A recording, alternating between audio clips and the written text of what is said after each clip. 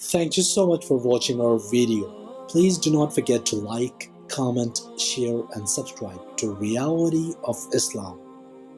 ROI کی speeches کو subscribe کر کے بیل آئیکن پر ضرور کلک کریں. جزاک اللہ. نحمدہ ونصلی علی رسولہ الکریم اما بعد. اس وقت دو چیزیں سوشل میڈیا میں بہت زیادہ وائرل کی جا رہی ہیں. پہلی چیز کہ تمام لوگ اپنے گھر کی چھتوں پر اور مؤذن مساجد میں رات 10 بجے اکٹھی اذان دیں تاکہ کرونا وائرس جیسی وبا سے ہم نجات حاصل کر سکیں. اور دوسری چیز تمام لوگ صبح 9:30 بجے اکٹھی درود تنجینا کا اہتمام کریں 11 مرتبہ. تو ان دونوں کا پڑھنے کا کیا حکم ہے اور اس کے بارے میں شریعت کیا تعلیم دیتی ہے، اس کا جان لینا بہت ضروری ہے. پہلی چیز جو اذان دینے کی بات ہے، تو جان لیجئے کہ قدرتی آفات مثلا شدید بارش یا زلزلہ یا کوئی موذی مرض کے وقت اذان دینا یہ نبی کریم صلی اللہ علیہ وسلم اور صحابہ کرام رضوان اللہ علیہم اجمعین سے ثابت نہیں. نیز فقہائے کرام نے نماز کے علاوہ جن موقعوں میں اذان دینے کا حکم دیا ہے ان مواقع میں ان موذی مرض اور وبا کا کوئی ذکر نہیں، لہذا سنت یا مستحب سمجھ کر ان موقع میں اذان دینا تو درست نہیں ہے.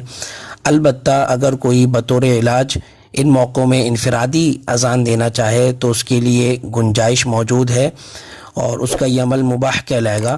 لیکن چونکہ عوام الناس اس کی حدود اور قیود کا لحاظ نہیں رکھتے اور اسے شریعت کا لازمی حکم سمجھ بیٹھتے ہیں، اسی وجہ سے فقہائے کرام نے اذان دینے سے منع فرمایا ہے.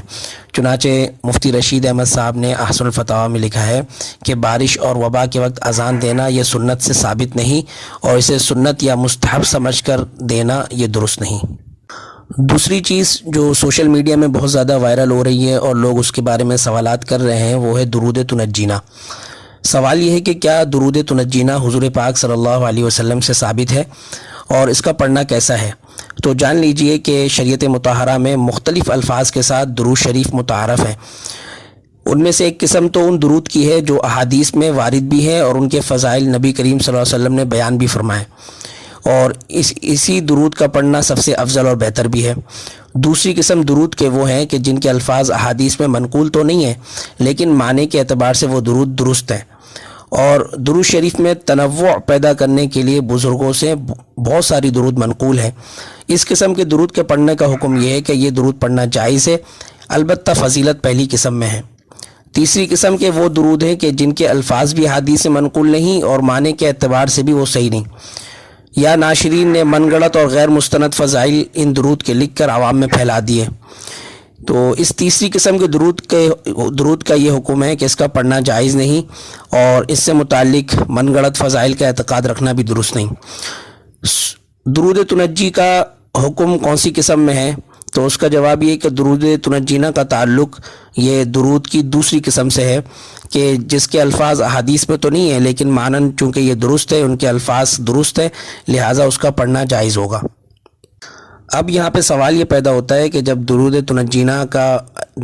تنجینا احادیث میں منقول نہیں ہے تو پھر اس کا ماخذ کیا ہے، یہ کون سی کتاب سے منقول ہے؟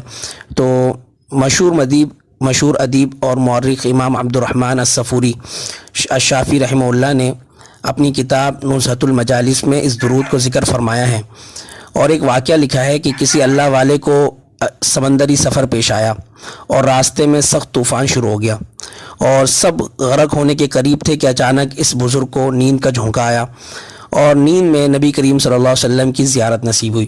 نبی کریم صلی اللہ علیہ وسلم نے ان سے فرمایا کہ تمام سواروں سے کہو کہ یہ درود تنجینا پڑھے.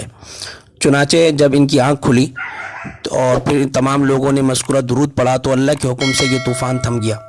آگے حضرت نے لکھا ہے کہ کثرت سے نبی کریم صلی اللہ علیہ وسلم پر درود پڑھا کریں کیونکہ اس کی برکت سے رکے ہوئے معاملات حل ہو جاتے ہیں اور مصائب دور ہو جاتے ہیں. لہٰذا اگر کوئی درود تنجینا پڑھنا چاہے اس موذی مرض سے نجات حاصل کرنے کے لیے تو وہ پڑھ سکتا ہے، اس کی اجازت ہے.